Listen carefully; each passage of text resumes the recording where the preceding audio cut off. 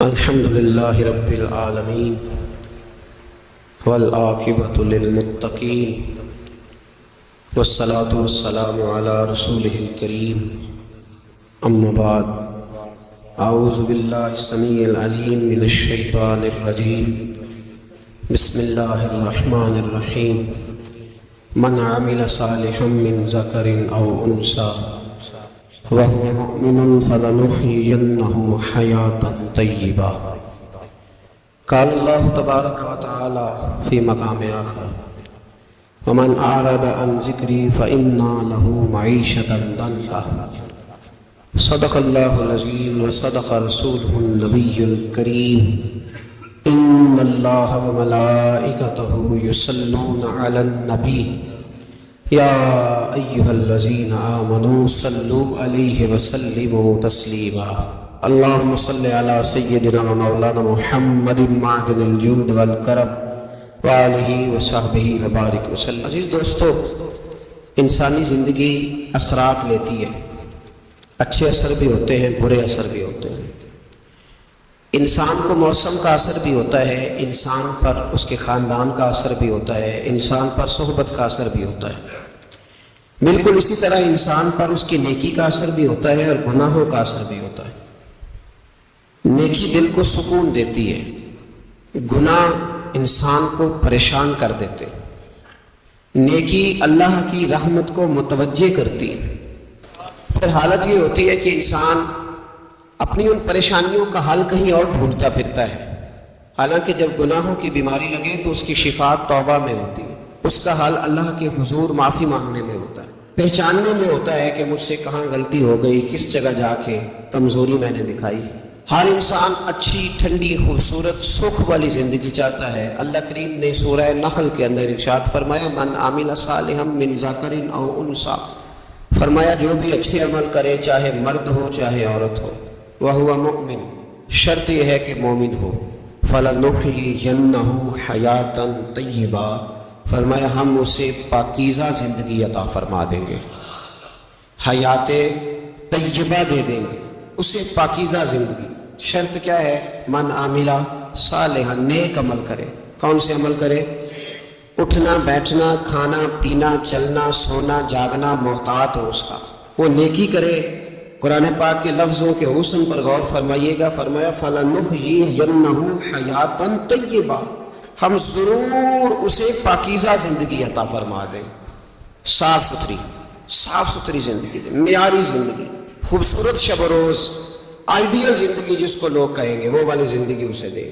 اور دوسرے مقام پر سورہ طٰہٰ کی آیت نمبر 124 میں فرمایا وَمَنْ أَعْرَضَ عَنْ ذِكْرِي، جو ہمارے ذکر سے منہ پھیرے گا، جو ہمارا کھا کے چہرہ کسی اور طرف کرے گا، جو چلے گا ہماری زمین پر لیکن توجہ کسی اور طرف ہوگی، آسمان کی چھت ہماری بنائی ہوئی لیکن اس کے خیالات کہیں اور ہوں گے، فَإِنَّ لَهُ مَعِيشَةً ضَنْكًا، فرمایا ہم اسے تنگ زندگانی عطا کر دیں گے، اس کی زندگی تنگ ہو جائے گی، اس کی معیشت تنگ ہو جائے گی۔ گناہ زندگی کو تنگ کر دیتے ہیں، نیکی زندگی میں آسانی پیدا کرتی ہے۔ آپ کو اگر زندگی میں سکون چاہیے ہو تو آپ کسی غریب کی خدمت کر کے دیکھیں، اللہ کتنا سکون عطا کرتا ہے۔ آپ بڑے پاورفل بھی ہیں، بڑے طاقتور بھی ہیں اور بڑے باوقار بھی ہیں، لیکن کسی کو گالی دے کے آپ کا دل کبھی ٹھنڈا نہیں ہوگا، تکلیف ہوگی، اس کے اندر آزمائش ہو۔ ڈاکٹر ریسرچ کرتے ہیں، ڈاکٹر وہ کہتے ہیں گناہ کرنے سے آدمی جسمانی طور پر کمزور ہوتا ہے، لیکن وہی عمل اگر وہ بطور نیکی کرتا ہے تو اللہ اس میں اسے قوت عطا فرماتا ہے، اسی عمل میں اللہ اسے قوت عطا کر دیتا ہے۔ ویسے میں اشارہ دے رہا ہوں، اس بات کی تفصیل میں نہیں جانا چاہتا۔ میرے عزیز یہ یاد رکھیں کہ نیکی آپ کو سکون دے گی، نیکی آپ کو ٹھنڈا کرے۔ اللہ تبارک و تعالیٰ نے قوموں پہ عذاب نازل کیا اور قرآن مجید فرقان حمید نے ان قوموں کے تذکرے بیان فرمائے۔ بھائی کس لیے بیان کیے؟ کہ ہم عبرت حاصل کریں، ہم یہ غور کر لیں کہ یہ کام ہم نے نہیں کرنا، اس کام سے ہم نے بچنا ہے، ہم نے غور کرنا ہے کہ یہ چیز ہمارے اندر۔ لوگ کہتے ہیں نہیں جی نہیں، ہم پہ یہ عذاب نہیں آئے گا، بالکل نہیں آئے گا، اس میں شک نہیں۔ پر اللہ نے بیان کس لیے کیا تھا؟ بیان کیا قرآن مجید معاذ اللہ کسی ایسی چیز کا بیان کرتا ہے جس کی ضرورت نہ ہو؟ قرآن پاک نے ایک ایک حرف ایسا بیان کیا جس کی مسلمان کو ضرورت تھی۔ قوم نوح کا ذکر فرمایا قرآن پاک نے، حضرت نوح علیہ السلام کی قوم کو حضرت نوح علیہ السلام نے 1500 سال سمجھایا. 15، کچھ لوگوں نے 950 سال لکھا ہے نا، اعلیٰ حضرت نے لکھا 1500 سال عمر ہوئی حضرت نوح علیہ السلام. اللہ تعالیٰ بندے کو جلدی سزا نہیں دیتا، بلکہ قرآن مجید میں ایک جگہ رب کریم اس طرح بھی فرماتا ہے کہ جب بندے مجھے بھول جاتے ہیں تو میں ان کے لیے نعمتوں کے دروازے کھول دیتا ہوں. بندہ سمجھتا ہے کہ میں کچھ تو ہے نا کہ میرے اندر، کہ میں جدھر جاتا ہوں خیر ہی خیر ہو جاتی ہے. وہ سمجھتا ہے کہ میری عقل ہے، حالانکہ اللہ اسے ڈھیل دیتا ہے. اللہ اسے ڈھیل دیتا ہے. گناہوں کی سزا کے 3 طریقے ہیں. ایک ہے متنبع کرنا، تنبیہ کرتا ہے اللہ، بندہ متنبع ہو جاتا ہے، یہ اللہ کا بہت بڑا احسان ہوتا ہے. ایک ہوتا ہے مہلت دینا، اور ایک تیسرا ہوتا ہے اللہ خفیہ تدبیر کرتا ہے. تھوڑا سا سمجھیے گا، انسان پر کوئی آزمائش آئی، فوراً اس کی چھٹی اس نے کہا کہ وہ فلاں جگہ غلطی کی تھی تب ایسا ہوا ہے. ہوتا ہے نا کئی دفعہ آواز آتی ہے نا اندر سے، چلیں بول دیں کچھ نہیں ہوتا آپ کو. اللہ جانتا ہے یہاں کوئی کچھ نہیں کہے گا آپ کو. اور ہماری تو ویڈیو بھی نہیں گھومتی، یعنی خبر بھی نہیں ہوگی کس نے ہاں کر دی کس نے نہ کر دی. آپ بغیر ٹینشن کے بات چیت کریں، آج کچھ نہیں ہوتا ہے انشاءاللہ تعالی. آتی ہے اندر سے آواز. میں آپ سے اس لیے ان چیزوں کی تصدیق کراتا ہوں کہ باقیوں کو بھی آتی ہے کہ نہیں، اس لیے تصدیق. کبھی کوئی کسی جگہ انسان پریشان ہوتا ہے تو محسوس کرتا ہے کہ وہاں مجھ سے ہوتا ہے نا جی، جس کو یہ نصیب ہو جائے بڑا خوش نصیب آدمی ہے. حضرت مولا علی فرماتے ہیں اگر تجھے دنیا میں سزا مل گئی تو بچ گیا ہے سمجھ، پھر اللہ کرم کرے گا، آخرت میں سزا نہیں دے گا. اور یہ یاد رکھ لے، وما اصابکم من مصیبت فبما کسبت ایدیکم ویعفو عن کثیر. اللہ فرماتا ہے دنیا میں تجھے جو بھی تکلیف پہنچتی ہے وہ تیرے ہاتھوں کے کرتوتوں کی وجہ سے پہنچتی. ویعفو عن کثیر، فرمایا کثیر گناہ تو میں ویسے ہی معاف کر دیتا ہوں. یہ جو تیری زندگی میں دکھ ہے نا، یہ بھی میری قلیل سزائیں ہیں.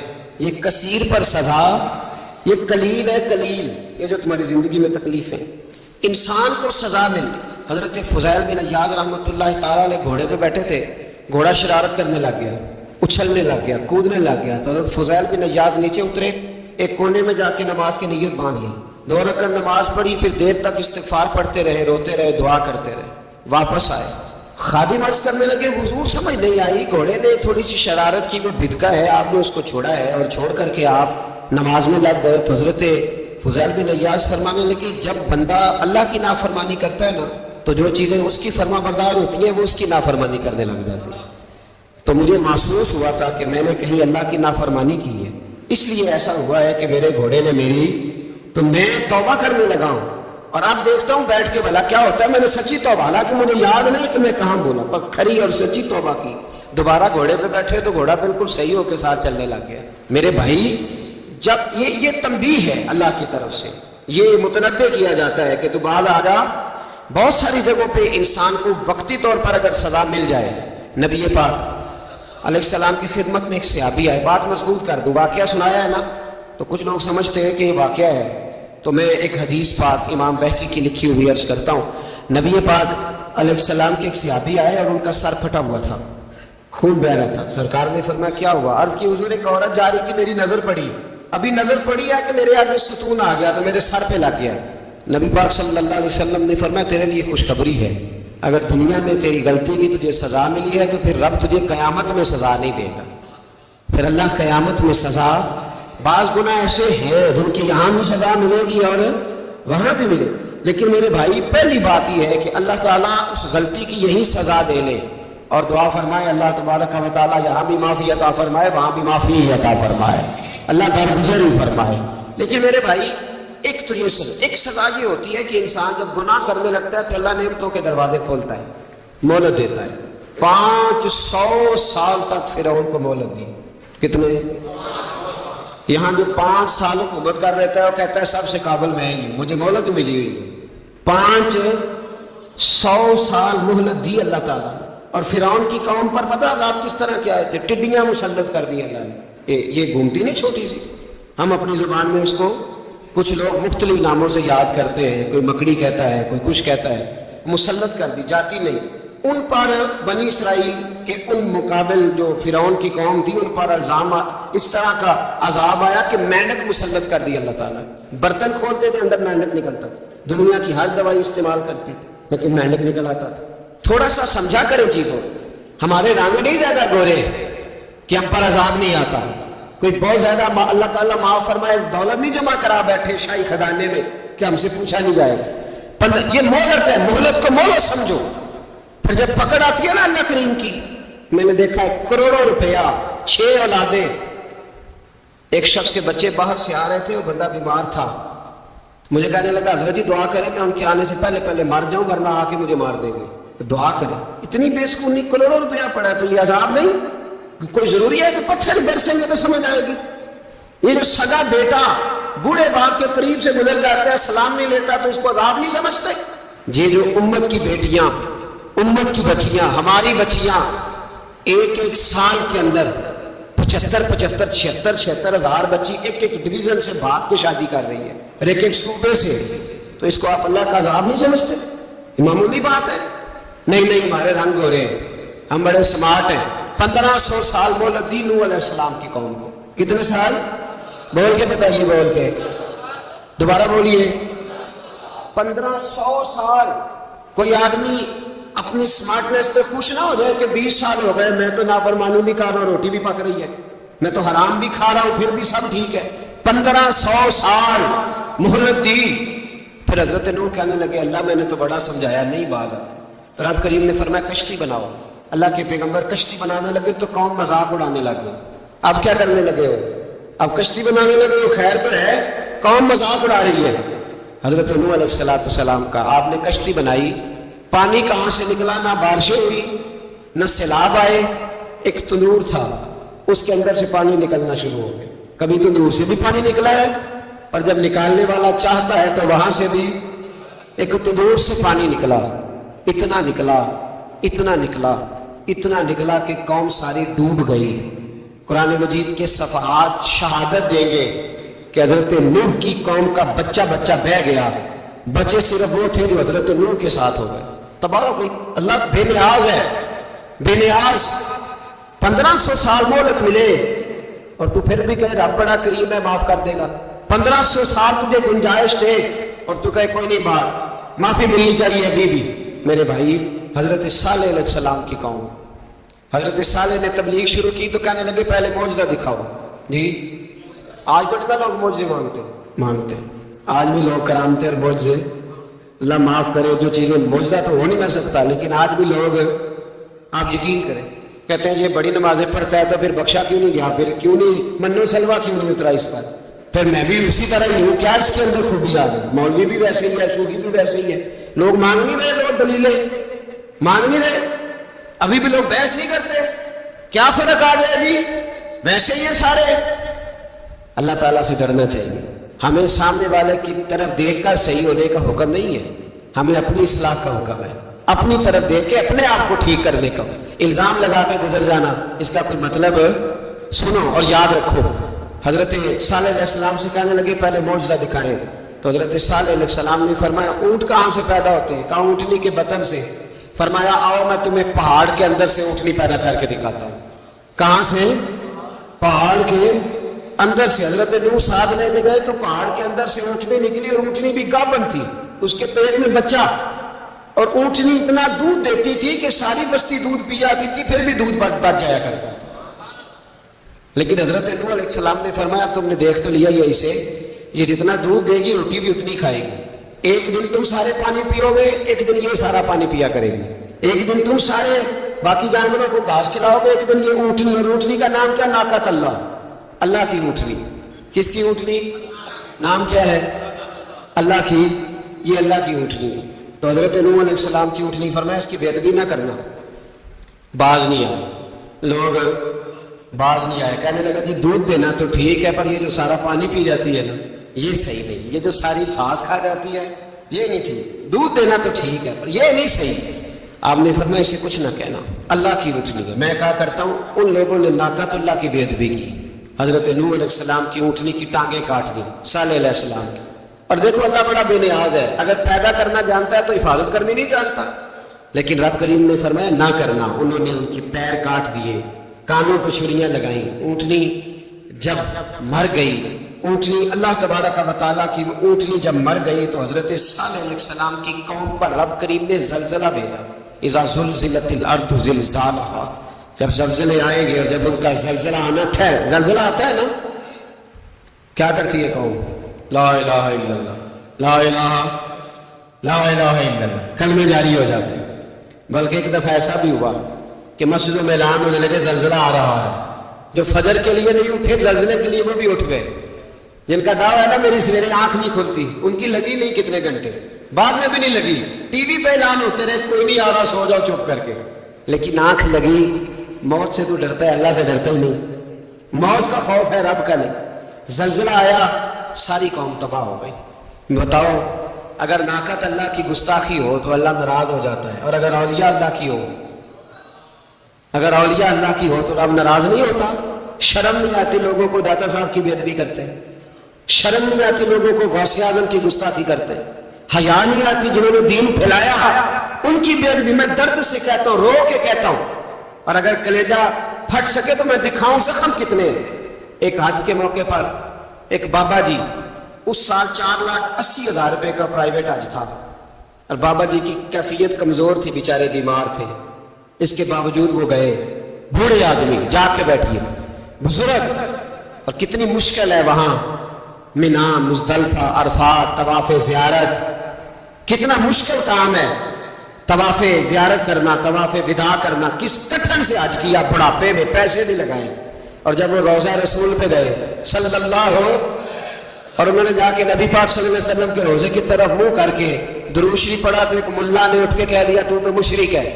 تو میری روح کانپی، میں نے کہا تجھے شرم نہیں آئی، حیا نہیں آئی؟ اس کی عمر دیکھ، کس بڑھاپے میں کہاں سے چلا، کہاں آیا۔ یہ مشرک ہوتا تو کسی مندر میں جاتا، یہ مشرک ہوتا تو کسی گرجے میں جاتا، یہ مشرک نہیں، یہ مومن ہے، اور یہ وہ والا مومن ہے جس کے سینے میں دل جب دھڑکتا ہے تو خالی دھڑکتا نہیں، ساتھ وہ محمد عربی پہ درود و سلام بھی کرتا ہے۔ شرم نہیں آتی لوگوں کو؟ اتنی بڑی گستاخی کرتے ہیں۔ یہ روضہ رسول پہ آیا مشرک ہے۔ میں نے ایک مولوی کو صاف صاف کہا تھا، میں نے کہا اگر میں مشرک ہوں تو نکالو، مشرک کا داخلہ تو یہاں ویسے ہی منع ہے۔ شرم نہیں آتی؟ اپنی زبان کا ہی پاس کرو کچھ۔ اتنا ظلم، اتنی بڑی فرقہ واریت امت میں، اتنا امت کو تقسیم کرتے ہو، تمہیں شرم نہیں آتی؟ جہاں سے اتحاد کا پیغام دینا چاہیے وہاں سے تم لوگوں کو فرقے کا پیغام دیتے ہو، ایک مخصوص فرقے کی تبلیغ کرتے ہو۔ خدا را، تو میں کہہ رہا ہوں ناقت اللہ کی بے ادبی پہ عذاب آتا ہے، تو اولیاء اللہ کی بے ادبی میں نہیں آتا؟ داتا صاحب ساری ان کی تبلیغ کرتے رہے، ایک آدمی نے اٹھ کے کہہ دیا جناب وہ تو شرک کا اڈا ہے، تو رب کریم ناراض نہیں ہوتا ان باتوں سے؟ ہمیں خیال کرنا چاہیے، اللہ سے ڈرنا چاہیے، ان چیزوں سے عذاب آتا ہے اور آ رہا ہے، اللہ تعالیٰ ہمیں محفوظ فرمائے۔ اللہ ہمیں اس سے، قوم لوط پہ بھی عذاب آیا، ہم جنس پرستی، مرد مردوں سے بدکاری کرتے ہیں۔ حضرت نوح نے سمجھایا کہ یہ کام درست فطرت کے خلاف ہے، یہ کام درست نہیں۔ جب انسان یہ کام کرتا ہے تو زمین اور آسمان کانپتے ہیں۔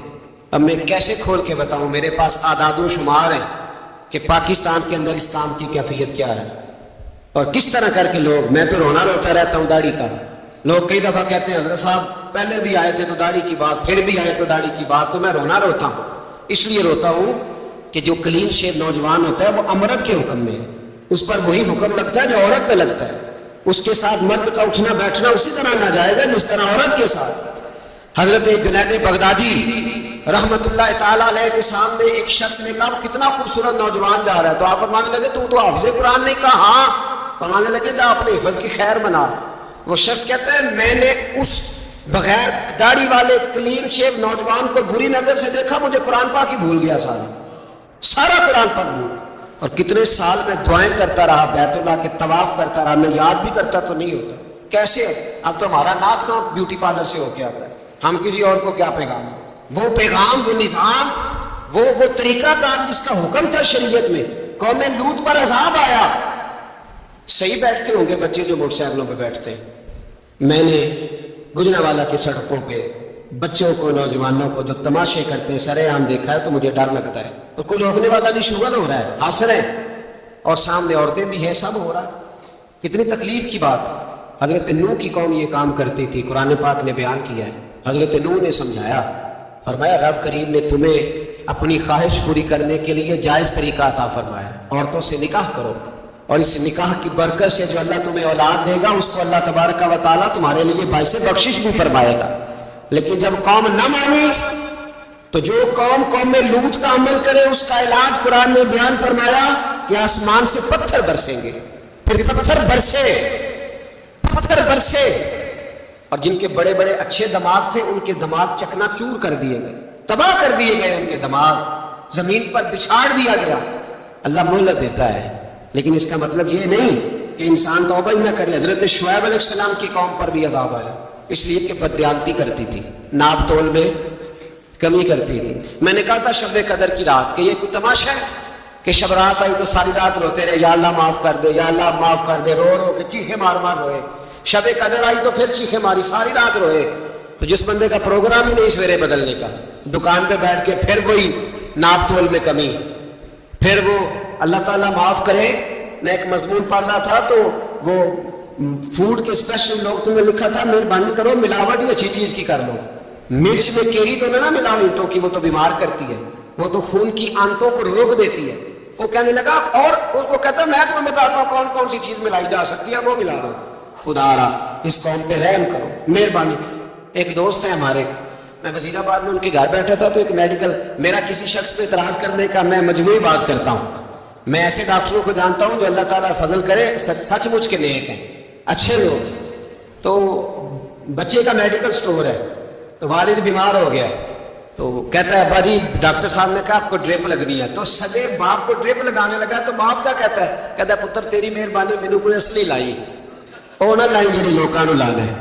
اب وہ پیار سے سنا رہا ہے بات. میں نے اسے کہا کہ یہ تو ڈوب مرنے کا مقام ہے نا، ڈوب مرنے کا مقام کہ جس ملک کے اندر دوائی بھی صحیح نہ بکے، اصلی نہ ملے دوائی بھی، اور پھر وہ قوم کہے کہ ہم نے تو پورے روزے رکھے، ہم نے تو بڑا صدقہ اور خیرات کیا، دوائی بھی اصل نہ ملے. جناب شعیب علیہ السلام کی قوم ناپ تول میں کمی کرتی تھی. اللہ تبارک و تعالیٰ نے ان پر بتا عذاب کس طرح کا بھیجا. شدید گرمی ہوئی، اللہ ہمیں محفوظ فرمائے. سارے آمین کہہ دیا. دیکھیں کتنا اچھا موسم کر دیا رب کریم. اللہ ہمیں محفوظ فرمائے، اللہ رحمت فرمائے. شدید گرمی کی لہر آئی، باہر اتنی گرمی ہوئی کہ لوگ اپنے گھروں میں گھس گئے. جس طرح سورج کی شعاعیں گھروں کے اندر داخل ہو جاتی ہے، اس طرح گرمی کی لہر اندر داخل ہوئی. اور جس طرح کسی کو آگ لگ جائے تو وہ آدمی اچھلتا کودتا ہے نا، اس طرح یہ لوگ اچھلنے لگے اور اچھل کود کے مر گئے. جرم کیا تھا؟ ناپ تول میں کمی کرتے. حضرت داؤد کی قوم بھی تباہ ہوئی. جرم کیا تھا؟ ہفتے والے دن مچھلیاں نہیں پکڑنی تو یہ پکڑتے تھے. حکم ہے نا مسلمان کو نماز کے ٹائم کوئی اور کام نہیں کرنا، نماز پڑھنی ہے. میرا خیال ہے مسلمان تو فٹافٹ آ جاتے ہیں، سارے پہنچ جاتے ہیں نا مسجدوں میں. ہلکا ہلکا بول رہے ہیں اور کیوں نہیں پہنچتے؟ اگر حضرت سیدنا، اور پتہ ہے انہیں سزا کیا ملی؟ اللہ نے فرمایا اس ٹائم عبادت کرنے میں کام نہیں کرنا، وقت نہیں ہے کام کا. انہوں نے مچھلیاں پکڑی، 12,000 لوگ تھے. پتہ ہے مالک نے سزا کیا دی؟ بندر بنا دیا. اللہ کریم قرآن مجید کا پہلا سپارہ پڑھے، فَجَعَلْنَاهَا نَكَالًا لِمَا بَيْنَ يَدَيْهَا وَمَا خَلْفَهَا. اللہ فرماتے ہیں پچھلوں کے لیے بھی عبرت بنا دیا، بعد والوں کے لیے بھی عبرت، نشان عبرت بنا دیا. بندر بن گئے، اور جو ان کے دوست جو بچ گئے تھے ان کے پیر چومتے تھے، روتے تھے. 3 دن بندر بن کے زندہ رہے. پھر اللہ نے سب کو اجتماعی موت دے دی. اگر مسلمان سے اللہ کہے کہ نماز کے ٹائم کاروبار نہیں، جمعے کے ٹائم کاروبار ہے، تو مسلمان کہتا ہے نہیں مجھے مہلت ملی ہوئی ہے. یہ تو اس وقت پتہ چلتا ہے نا جب بچے ڈیوٹی لگاتے، ہاں ہاں ہاں عذاب آتا ہے، اس وقت پتہ چلتا ہے. میں نے دیکھا ہے یہ منظر، اس وقت پتہ چلتا ہے جب بچے کسی ملازم 6,000 کی ڈیوٹی لگاتے، کہتے ہیں ابے کا دھیان رکھنا، ہم دکان پہ بیٹھنے لگے. پھر اسے سمجھ آتی ہے اگر میں نماز کے ٹائم مسجد میں ہوتا تو آج میری اولاد میری خدمت میں ہوتی.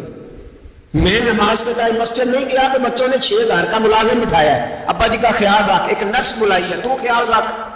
کدھر ہوتے ہیں مسلمان نماز کے ٹائم؟ ایک عیسائی نے اعتراض کیا ہے، سنیں. وہ کہتا ہے مجھے لگتا ہے مسلمانوں کے 3 خدا ہیں. مسلمان ہٹ گیا، کہنے لگا نہیں ہمارا تو ایک ہے. کہا نہیں 3 ہے. معاذ اللہ استغفر اللہ، ہمارا ایک ہے. کہنے لگا نہیں میں ثابت کرتا ہوں، ایک تمہارا خدا 5 نمازوں کا ہے، ایک رمضان کا ہے، ایک عید کا ہے. لگتا ہے معاذ اللہ عید والا زیادہ تگڑا ہے، تم زیادہ آتے ہو. رمضان والا لگتا ہے اس سے کچھ کمزور ہے، تم تھوڑے آتے ہو. اور 5 نمازوں والا شاید سب سے کمزور ہے. بات عقل کی ہے کہ نہیں؟ اس نے اعتراض ٹھیک کیا. تو مسلمان کو چاہیے نا خیال کرے. ایک یہودی نے لکھا تھا، اس نے کہا تھا جس دن مسلمانوں کی تعداد فجر کی نماز میں اتنی ہو گئی جس دن جتنی جمعے میں ہوتی ہے، اس دن نہ کوئی یہودی سازش کرے گا نہ کوئی عیسائی تلوار نکالے گا. شرط یہ ہے کہ یہ اسی طرح فجر پڑھنے آئے جس طرح جمعہ پڑھنے آتے ہیں، تو پھر کوئی شخص بھی ان کو کسی جگہ شکست دے سکتا تو اپنے ہمارے گناہ ہمیں پریشان کرتے ہیں۔ یہ جتنی آزمائشیں ہیں ان کے پس منظر میں گناہ ہیں۔ ہماری زندگی کے اندر جتنی تکلیفیں، ہماری پریشانیوں کا سبب ہم خود ہیں۔ بہت ساری جگہوں پہ ہم غلطی کرتے ہیں، اس کی ہمیں سزا ملتی ہے۔ غلطی کی سزا، ایک نوجوان نے مجھے بڑی گہری بات سنائی، میرا قریبی تعلق تھا، کہنے لگا گھر میں بڑا مسئلہ ہے، بڑی پریشانی ہے، ماں اور بیوی کا ماحول اتنا سخت ہو گیا ہے کہ نمٹ نہیں سکتا۔ آپ یقین کریں میں نے ڈیٹیل سے ساری چیز کو اسٹڈی کیا، میرے پاس اتنا وقت نہیں ہوتا، پھر بھی میں نے اس فیملی کو پورا پڑھا تو غلطی نوجوان کی نکلی، نہ اس پہ اماں اعتبار کرتی ہے نہ بیوی اعتبار کرتی ہے۔ اس نے جھوٹ بول بول کے اس طرح کی ماحول پیدا کر دیا ہے کہ کوئی اس پر اعتماد کرنے کو تیار ہے۔ اگر آپ ناراض نہ ہو تو ایک بات کروں، پتہ ہے گھر میں ماحول کب خراب ہوتا ہے؟ باہر والے ہماری تقریر سنتے ہیں، گھر والے ہمارا عمل دیکھتے ہیں۔ جب وہ دیکھتے ہیں نا کہ یہ کس طرح کا شخص ہے، اس کے رویے، اس کا کردار، اس کا لب و لہجہ کتنا برا ہے اور یہ کردار کا کتنا کمزور ہے۔ اعلیٰ حضرت فرمایا کرتے تھے نیک وہ ہوتا ہے جس کی تنہائی صاف ستھری ہوتی ہے، اس لیے ماحول بگڑ جاتا ہے۔ یہ جو ہم کہتے ہیں نا میرے سجن بڑے بنتے ہیں پھر ٹوٹ جاتے ہیں، کچھ لوگ ایسے ہوتے ہیں جو ان کے پاس جاتا ہے انہی کا ہو جاتا ہے، وہ کہیں اور کے قابل کیوں بلا؟ اس لیے کہ ان کے کردار میں ٹھنڈک دیکھتا ہے، ان کے لب و لہجے میں مٹھاس دیکھتا ہے، اس شخص میں اتنی خوبصورتی دیکھتا ہے کہ اسی کا بن جاتا ہے۔ حضرت ابراہیم بن ادم کے پاس ایک نوجوان آیا، کہنے لگا میں گناہ کرنا چاہتا ہوں، فرمانے لگا بالکل کر، اللہ کا دیا ہوا رزق کھانا چھوڑ دے اور گناہ کر۔ کہنے لگا یہ نہیں ہو سکتا، فرمانے لگے چل پھر اس طرح کر، رب کی زمین پہ نہ رہ، کسی اور کی زمین پہ چلا جا۔ کہنے لگا یہ بھی نہیں ہو سکتا، فرمانے لگے چل اللہ کی چھت سے نکل جا۔ کہنے لگا یہ بھی نہیں ہو سکتا، تو آپ رو پڑے۔ فرمانے لگے پھر جناب اسرائیل جب آئیں تو ان سے کہنا مجھے 2-3 سال کی مہلت دے دیں، پچھلی میری گناہوں میں گزر گئی، میں ذرا 3 سال عبادت کر لوں۔ تو وہ شخص بھی رونے لگا، کہنے لگا حضور وہ مہلت نہیں دیتے، وہ جب لینے آتے ہیں تو پھر لے کے اللہ تعالیٰ نے جب انسان بنانا چاہا نا تو جناب جبریل کو کہا مٹی لے کے آ زمین سے۔ حضرت جبریل نے مٹی پہ ہاتھ ڈالا تو باقی کی مٹی رونے لگ گئی، اسے جدا نہ کر، تو جناب جبریل چھوڑ کے چلے گئے۔ حضرت میکائیل کو بھیجا مٹی لا، مٹی پہ ہاتھ ڈالا تو باقی کی مٹی رونے لگ گئی، چھوڑ کے چلے گئے۔ جناب اسرائیل کو بھیجا، مٹی پہ ہاتھ ڈالا تو باقی کی رونے لگ گئی، چھوڑ کے نہ جاؤ۔ تو حضرت اسرائیل فرمانے لگے تیرا رونا دیکھو کہ رب کا حکم دیکھو۔ وہ لے گئے، جب پیش کی تو رب کریم نے فرمایا اسرائیل جان نکالنے کی ڈیوٹی بھی تیری، تو مٹی کو لے آنا، باقی مٹی روتی بھی رہے تو روتی رہے، جب میرا فیصلہ آ جائے تو پھر اس میں کوئی گنجائش، ہم کھاتے بھی اللہ کا ہیں، نافرمانی بھی اس کی کرتے، زمین پہ بھی اس کی چلتے ہیں، نافرمانی بھی اس کی کرتے، حکم کسی اور کا مانتے، چھت پہ رب کریم کی رہتے، اس طرح نظام نہیں چلتا۔ میرے بھائی یاد رکھ لو گناہوں کی سزا ملے گی، زندگی تنگ ہو جائے، یہاں بھی آزمائش ہوگی اور وہاں بھی۔ میں نے درس پہ کہا تھا، پھر بات کہتا ہوں، یہ میں اپنے لیے کہہ رہا ہوں، توجہ ہے میری بات پر۔ دعا فرمایا کریں کہ جو کچھ ہم نظر آتے ہیں اللہ ہمیں ویسا بننے کی توفیق بھی عطا فرمائے۔ اللہ ویسا بننے کی یہ مشکل معاملہ ہے، مشکل۔ دیکھیں نا ایک آدمی سیاستدان ہے، اس نے بڑے اچھے نعرے لگائے، انقلاب آ جائے گا، میں غریب کا بھلا کر دوں گا، میں یتیموں کے سر پہ ہاتھ رکھوں گا، میں مجبوروں کی مدد کروں گا، میں دکھیوں کی مدد کروں گا، مزدوروں کو۔ اس نے اچھے اچھے نعرے سکھائے، اچھا اس نے پیغام دیا، اندر اس کے یہ تھا کہ اقتدار ملے گا تو مرضی کروں گا۔ لوگ اس کے گرد بھی گئے، اس کی گاڑی کے پیچھے بھی بھاگے، لوگوں نے اس کے نعرے بھی لگوائے، جیب سے پیسے لگا کے اس کے پوسٹر بھی شائع کیے، لوگ اس کے گرویدہ ہو گئے۔ لوگوں نے پوری، اور میری قوم نے تو بیچاری نے کئی دفعہ دھوکے کھائے، جس نے نعرہ لگایا غریب اسی کے پیچھے مسیحا بن کے چل پڑا۔ آج دھوکہ دے لیا، لوگوں کو پیچھے لگا لیا۔ یہ بتاؤ اگر راز کھل جائے، اگر راز کھل جائے کہ یہ دھوکہ دے رہا ہے، یہ فریب کر رہا ہے، تو لوگ اس کا کیا حال کریں گے؟ یہ راز قیامت میں کھل جائے گا، قیامت میں یہ راز یہ کھل جائے گا یہ دھوکے باز کا۔ اذا زلزلت الارض زلزالها، جب زلزلہ آئے گا جیسے اس کا آنا ٹھہرا، واخرجت الارض اثقالها، زمین اپنے بوجھ باہر نکال دے۔ اس سے مراد کیا ہے کہ زمین پہ جو جرم ہوئے زمین بتا دے گی، باہر نکل آئے۔ وقال الانسان ما لها، انسان کہے گا اسے کیا ہوا، یہ تو سب کچھ بتا رہی، بوجھ باہر نکال دے گی۔ ایک آدمی پیر طریقت بن کے بیٹھ گیا، جبہ خبہ پہن کے بڑی پگڑی باندھ کے بیٹھ گیا، اچھی نیک باتیں بتانے لگا، لوگ اس کی دست بوسی کرنے لگے، ہاتھ چومنے لگے، پیچھے لگ گئے، خدمت کرنے لگے، جیب سے نذرانہ دینے لگے۔ اس کے نام پر لوگ اپنی جیب سے لنگر پکانے لگے، خانقاہ کی خدمت ہونے لگی، مہمان اس کے آتے، نوکری کوئی اور کرتا۔ میں نے کہا تھا شاید اپنے لیے کہہ رہا ہوں، ڈیوٹیاں لوگ کرنے لگے، حالات بدلنے لگے، لیکن اس کے اندر تو چور تھا، وہ تو دکاندار تھا، تو یہاں جو اس کے پیچھے لگے تھے وہ تو سچے تھے، انہیں تو اجر ملے گا، لیکن اس کا جب راز کھلے گا تو بڑی رسوائی ہوگی، اس کا جب راز کھلے گا تو بڑی۔ ایک میری طرح کا دیندار تھا، جو چہرے کا تو نیک تھا، اندر پتہ نہیں کیا کچھ تھا، ایک طوائف گزر رہی تھی، اس نے اس کو تبلیغ کر دی، کہنے لگا بس کر دے، سیانی بن جا۔ تو کسی دانشور نے لکھا ہے اس نے بڑا سخت جواب دیا اس عورت نے، کہنے لگی بابا میں تو جو ہوں وہ نظر بھی آ رہی ہوں، تو بتا جو تو نظر آتا ہے وہ تو ہے کہ نہیں؟ اس بندے نے چیخ ماری اور بے ہوش ہو کے گر پڑا۔ تو لوگوں نے کہا بابا آج کسی صوفی کا کلام سنا ہے جو بے ہوش ہو گیا؟ تو اس نے کہا نہیں، آج طوائف کی بات سنی ہے، طوائف کی، اور وہ عجیب بات کر گئی ہے، وہ کہہ گئی ہے میں تو جو ہوں میں نظر آ رہی ہوں، تو بھی تو بتانا، تو بتانا کہ تو دستار امامت پہنتا ہے۔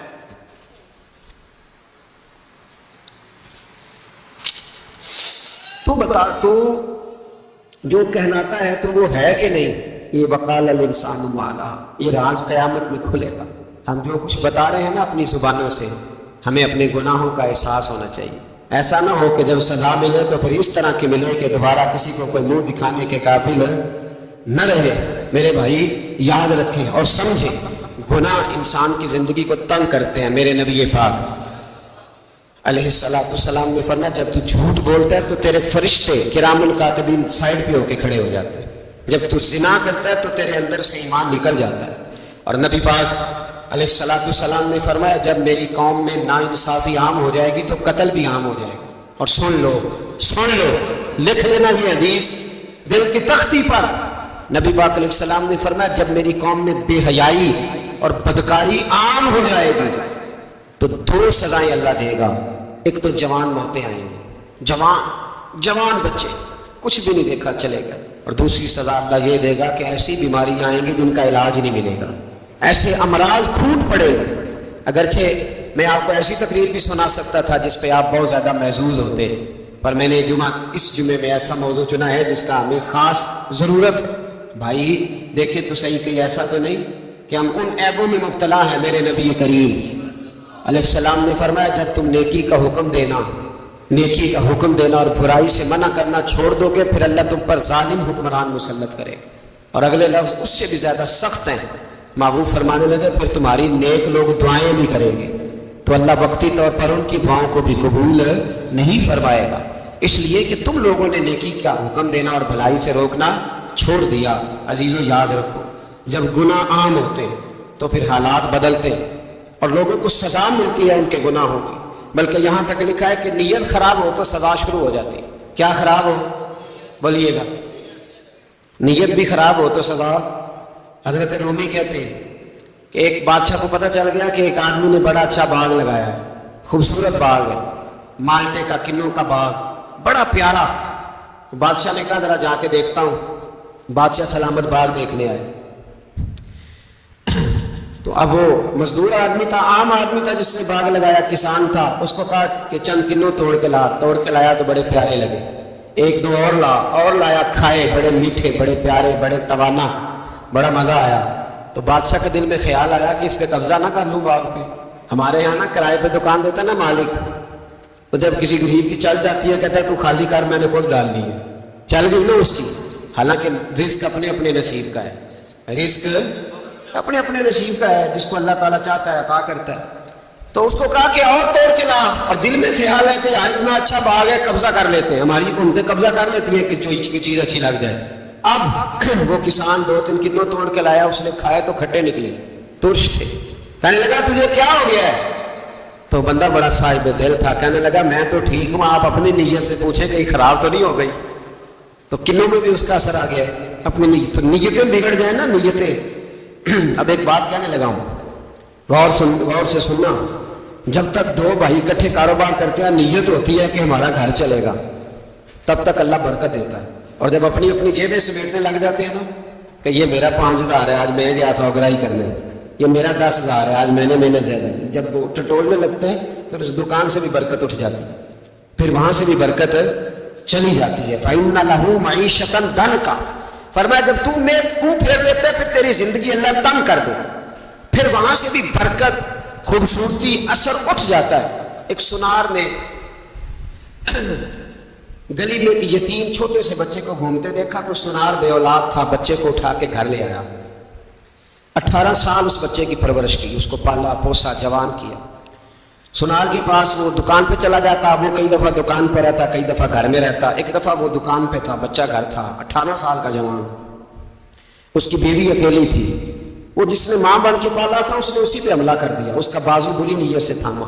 بیوی چیخی، تھوڑی دیر گزری تو وہ نوجوان پیرے میں بیٹھ گیا، کہنے لگا اماں پتہ نہیں مجھے کیا ہوا. شام کو سنار آیا، بیوی چیخنے لگی، چلانے لگی، کہنے لگی آج عجیب بات ہوئی، جس کو میں نے جگر کا خون دے دے کے پالا اسی نے گندی نظر ڈالی. سنار محو حیرت ہے. بیوی کا خیال تھا کہ لاٹھ اٹھائے گا، ڈنڈا اٹھائے گا، نوجوان کو مارے گا، لیکن وہ رونے لگ گیا. اس نے کہا آج اس نے میرا بابو تھاما ہے، جانے کیا کیا ہے. پریشان ہونے لگ گیا، سجدے میں گر گیا. کہا تو بتاتا کیوں نہیں؟ تو وہ سنار کہنے لگا اس کی غلطی نہیں، 18 سال کے بعد آج مجھ پر بھی شیطان سوار ہوا تھا. ایک عورت آئی تھی، وہ اپنے بازوؤں میں چوڑیاں پہننا چاہتی تھی تو میں نے بھی گندی نظر سے ہاتھ ڈالا تھا. رب کریم نے مجھے فوراً اس کی سزا دی. جن کے گھروں میں بیٹیاں ہوتی ہیں ان کی نظریں گندی نہیں ہوتی، جو بیٹیوں کے باپ ہوتے ہیں، جو بہنوں کے بھائی ہوتے ہیں، ان کی نظریں گندی. اور اگر تو ٹیلی فون کرتا ہے تو کسی عورت کے ساتھ تعلق رکھتا ہے تو یہ بات لکھ لے، امام فخر الدین رازی 1، علامہ اسماعیل حقی 2، ملا جلال الدین رومی 3، امام خازن 4، امام جلال الدین سیوطی 5 حدیث کے استاد اور محدث لکھتے ہیں کہ اگر تو کسی پر گندی نظر ڈالے گا تو تیرا گھر بچ سکتا، یاد رکھ نہیں بچے گا. اس لیے کہ تیری نظر کسی کی بیٹی کو بیٹی سمجھ تاکہ تیری بچی کا پردہ قائم رہے. کسی کی بہن کو یہ کیا بات ہوئی کہ تو جتنا مرضی گند معاشرے میں پھیلاتا رہے تیرا گھر بچا رہے، یہ کیسے ہو سکتا؟ فَإِنَّ لَهُ مَعِيشَةً ضَنْكَ، اللہ فرماتے ہیں زندگی تنگ ہو جائے گی تیرے لیے مشکل. تو ڈھونڈتا پھرے گا کہ میں مرنے کو جگہ تلاش کروں. سچی توبہ کرے، کھری توبہ کرے. یہ گناہ انسان کو مجبور کر دیتے ہیں. حضرت عبداللہ بن مبارک رحمۃ اللہ تعالیٰ علیہ، ان کے سینکڑوں شاگرد تھے. ایک شاگرد کے انتقال کا وقت آیا تو گھر گئے ملنے. آپ کہتے ہیں میں نے زور لگا لیا پر اس کی زبان پر کلمہ جاری نہیں ہوا. میں اسے کہتا کلمہ پڑھ پر اس کی زبان پر جاری. اللہ اکبر، بہت بڑی نعمت ہے. دعا فرمائے اللہ ایمان کی موت عطا فرمائے، ایمان کی موت دے، اللہ کرے ایمان کی موت دے. ایسے بھی لوگ دیکھے ہیں، مسجد نبوی ہے، رسول اللہ کا شہر ہے، سر سجدے میں ہے، روح پرواز کر گئی. روح پرواز کہ کتنا نصیبوں والا ہے، کتنا نصیبوں والا کہ مسجد نبی میں سر سجدے میں رکھا ہے اور اللہ تبارک و تعالیٰ نے محبوب کے قدموں میں موت عطا فرمائی. تو حضرت عبداللہ بن مبارک کہتے ہیں میں نے اس کو کہا کلمہ پڑھ تو اس کی زبان پہ جاری نہیں ہوتا. میں بار بار کہتا تو وہ منت کرتا، کہتا حضور میں کوشش کرتا ہوں جاری نہیں ہوتا. فرماتے ہیں میں پریشان ہو کے اٹھا، ابھی میں دروازے پہ پہنچا تھا اس نے چیخ ماری اور روح پرواز کر گئی. بچے رونے لگے، بیوی رونے لگی. تو میں نے اس کی بیوی سے کہا کہ یہ جرم کیا کرتا تھا، اتنا بڑا پاپی پہ کلمہ جاری نہیں ہوا. اس کی زوجہ کہنے لگی حضرت جی 2 گناہ تھے اس کے، ایک تو یہ شراب کا عادی تھا، روکتی تھی باز نہیں آتا تھا، اور دوسری بات یہ کہ یہ اپنی اماں کا نافرمان تھا. وہ 2 گلیاں چھوڑ کے رہتی ہے، یہ کبھی ملنے نہیں گیا تھا. اس بوڑھی کا کلیجہ اس کی طرف سے بڑی تکلیف میں تھا. تو حضرت عبداللہ بن مبارک کہنے لگے جا تو بھی دعا کر، اس کی ماں کو بھی کہہ دعا کرے کہ یہاں تو یہ کلمہ نہیں اسے نصیب ہوا، اللہ کرے اللہ آخرت کی منزلیں اس کی بہتر فرما دے. میرے بھائی ایسے گناہ حضرت مالک بن دینار نے توبہ کی انہوں نے. کس طرح؟ فرماتے میں نشے کا عادی تھا، کسی نے مجھے کہا کہ بطور دوائی شراب پی لو تو میں نے پی لی. نشے کا عادی تھا، شراب پیتا تھا. اللہ تعالیٰ نے بڑی منتوں اور کوششوں کے بعد، منتوں کے بعد ایک بیٹی عطا فرمائی. وہ بھی 2.5-3 سال کی ہوئی تو پردہ کر گئی. کہتے میں اس کی قبر پہ بیٹھ کے گھنٹوں روتا. شراب کا عادی تھا. ایک دن سویا تو خواب دیکھتا ہوں کہ میرے پیچھے ایک بڑا سانپ لگ گیا، اور سانپ جب منہ کھولتا ہے تو انگارہ نکلتا ہے. میں پھر دعا کرتا ہوں اللہ ہمیں معاف فرمائے، اللہ ہم سے درگزر. میں کچھ قبرستانوں میں جاتا ہوں تو میں سانپ بچھو پھرتے ہوئے دیکھتا ہوں، تو ڈر آتا ہے کہ ہم یہاں آنے والے ہیں. یہ لوگ کہہ رہے ہیں کہ تمہاری تیاری ہے، کسی وقت بھی اعلان ہو جائے گا کہ چلو بھائی چلو فلاں صاحب کا جنازہ ہے، اٹھو۔ لوگ کہتے ہیں جلدی کرو، اور ایک کونے میں ایک شخص یہ بھی کہتا ہے کہ دیگ بھی رکھ لو، مہمان بڑے جمع ہو گئے، اور ایک کونے میں لوگ یہ بھی کہتے ہیں کہ برف ٹھنڈی لے آؤ، لوگوں نے پانی بھی پینا ہے۔ پہلے اعلان ہوتا ہے کہ فلاں فوت ہو گیا، پھر اعلان ہوتا ہے جنازے کا ٹائم ہو گیا، پھر اعلان ہوتا ہے جنازہ اٹھایا جائے گا، اور پھر بات ختم ہو جاتی ہے، پھر کل من علیہ فان، پھر کوئی نہیں پوچھنے آتا، ختم ہو گئے، قصہ ہی ختم ہو گیا، ان لوگوں کی کہانی مٹ گئی، ختم ہو گئے، بڑے بڑے قد کلا، کوئی پوچھنے والا نہیں۔ موت کا راج ہے، راج ہے موت کا راج، موت راج کرتی ہے بس، اور کسی کا راج نہیں، وہ راج کرتی ہے، جدھر جاتی ہے اسی کا راج ہے، راج کر رہی ہے۔ تو حضرت مالک بن دینار کہتے ہیں قبرستان میں میں نے دیکھا، میں خواب دیکھتا ہوں، بڑا اژدہا، اس کے منہ کے اندر آگ، میرا پیچھا کر رہا ہے، کہتے میں خواب دیکھ رہا ہوں، میں دوڑا، لیکن وہ اژدہا جب میں دوڑا تو میرے آگے آ کے کھڑا ہو گیا، میں مشرق کو دوڑا تو وہاں بھی آ گیا، مغرب کو دوڑا تو وہاں بھی آ گیا۔ جناب مالک بن دینار کہتے ہیں ایک بوڑھا شخص کمزور مجھے بچانے آیا، پر اس اژدہا نے پھونک ماری تو وہ بوڑھا آدمی دور جا گرا۔ کہتے میں چیختا تھا، چلاتا تھا، ایک پہاڑی پہ میں بھاگا گیا تو وہاں مجھے میری بیٹی ملی، مجھے فوت ہو گئی۔ وہ اس اژدہے کے آگے اس نے یوں ہاتھ کیا تو اژدہا پیچھے بھاگ گیا۔ میں نے بیٹی کو گود میں اٹھایا، میں نے کہا بیٹی یہ کون تھا؟ کہنے لگی ابا یہ تیرا برا عمل تھا، یہ تیرا برا عمل تھا، یہ تجھے کھا جاتا اگر میں نہ ہوتی۔ تو کہا یہ بوڑھا جو مجھے بچانے آیا یہ کون تھا؟ کہا یہ تیرا اچھا عمل تھا پر کمزور بڑا تھا، تھوڑا تھا، یہ تیرے برے عمل کا مقابلہ کرنے کی ہمت نہیں رکھتا تھا۔ حضرت مالک بن دینار کہتے ہیں میری بیٹی نے خواب میں میری داڑھی پکڑ لی اور کہنے لگی ابا میں چاہتی ہوں تو صحیح ہو جا، ایسا نہ ہو کہ پھر تیرے پیچھے یہ اژدہا لگ جائے۔ حضرت مالک بن دینار کہتے ہیں جب میں سو کے اٹھا تو میری داڑھی آنسوؤں سے بھری ہوئی، پھر اس کے بعد میں نے توبہ کی، اس طرح کی توبہ کی کہ پھر میں نے کوشش کی کہ دوبارہ میں اپنے رب کی نافرمانی نہ کروں۔ حضرت عبداللہ ابن عباس فرماتے تھے جو دنیا میں ہنس ہنس کے گناہ کرتے ہیں نا، ہنس ہنس کے جھوٹ ہنس ہنس کے بولتے ہیں، ہنس ہنس کے لوگوں کی غیبت کرتے ہیں، فرمایا یہ جو تمہیں ہنس ہنس کے گناہ کرتے نظر آتے ہیں ان کا رونا قیامت میں دیکھا نہیں جائے، ان کے آنسو قیامت میں دیکھے نہیں جائے۔ جو ہنس ہنس کے گناہ کرتے پھر روئیں گے، فَلْيَضْحَكُوا قَلِيلًا وَلْيَبْكُوا كَثِيرًا، رب فرماتا ہے زیادہ رویا کرو کم ہنسا کرو۔ نبی پاک علیہ السلام روتے تو صحابہ کہتے حضور آپ اتنا کیوں روتے ہیں؟ تو محبوب فرماتے جو میں جانتا ہوں وہ تم نہیں جانتے۔ بھائیوں قبروں میں اکیلے جانا ہے، کبھی غور کرنا، اکیلے کوئی بندہ ساتھ حساب دینے نہیں جائے۔ اماں بڑا پیار کرتی ہے لیکن قبر میں کبھی کوئی ماں بھی ساتھ دفن نہیں ہوتی، اپنا اپنا حساب دینا، مشکل وقت ہے، حساب کر لینا چاہیے، تیاری کر کے رکھنی چاہیے۔ گناہ اگر یہاں ہماری زندگی کو تنگ کریں گے تو وہاں بھی ہمارے لیے مشکلات پیدا کریں۔ نبی کریم علیہ السلام نے فرمایا ہے کہ اللہ بڑا مہربان ہے، اللہ بڑا کریم ہے، اللہ بڑا ستار ہے، اور یاد رکھو جب کوئی اس کی ریٹ کو چیلنج کرے، جب کوئی اس کے قانون کو توڑے، جب کوئی اللہ کی اعلانیہ نافرمانی کرے، پھر رب کریم کی غیرت کو، اس کے عدل کو جوش آتا ہے، توبہ کریں سچی، مسجد کی حاضری دیں پابندی کے ساتھ۔ میری آپ سے ہمیشہ یہ گزارش رہتی ہے کہ مسجد کی حاضری پابندی سے دیں۔ میں اپیل کرتا ہوں داڑھی رکھ لیں، یہ میرے نبی کا طریقہ ہے صلی اللہ تعالی علیہ۔ واپس آ جائیں، ہماری بقا نہ ہمارے دین میں، کوئی نہیں ہمیں رکھے گا، کوئی نہیں رکھے گا، کوئی نہیں۔ مجھے میرا ایک دوست راج بتا رہا تھا کہ سعودی عرب میں ایک شخص نے 30 سال محنت کی، تو جب وہ مرا ہے وہیں اس کے گھر میں فون کیا تو اس کے گھر والوں نے کہا جناب آپ کو مشکل ہوگی ڈیڈ باڈی بھیجنے میں، وہیں دفن کر دیں، ہاں اگر اس کا کوئی پیسہ ہے تو وہ ذرا اکاؤنٹ میں بھیج دیں، بچیوں کو ضرورت ہے۔ او بھائی تو اکیلا جائے گا، تیرے لیے مشکل ہو جائے۔ اپنے بھی ساتھ یقین کریں، بچے دعائیں کرانے آتے ہیں، کہتے ہیں حضرت جی دعا کریں اللہ اماں کی سختی معاف کر دے۔ اس کا مطلب کیا ہے کہ اماں اب جائے، اب ہمارا نمبر آئے، بچے تو انتظار کر رہے ہیں کہ ابا جائے اور گدی پہ ہمارا نمبر آئے، تیاری ہے۔ اکیلے جانا ہے، اکیلے، سخت سا مرحلہ ہے، اکیلے سارا کچھ فیس کرنا۔ آج توبہ کریں، وہاں کے کیڑے یہاں رہ کے ماریں، اپنے ساتھ ظلم نہ کریں۔ ہم اس قابل نہیں کہ وہاں جا کے مقابلہ کر سکیں، بچیں، اپنے آپ کو محفوظ کریں، بچائیں، حساب اپنا اپنا دینا ہے۔ کسی باپ نے اگر اپنے بچوں کو حرام کھلایا تو بچے تو نہیں کہہ رہے تھے نا کہ حرام لے کے آ، تو باپ نے حساب دینا، والد نے۔ لہٰذا مہربانی فرمائیں، اپنے اوپر رحم کھائیں، اپنے آپ کو سنوارے.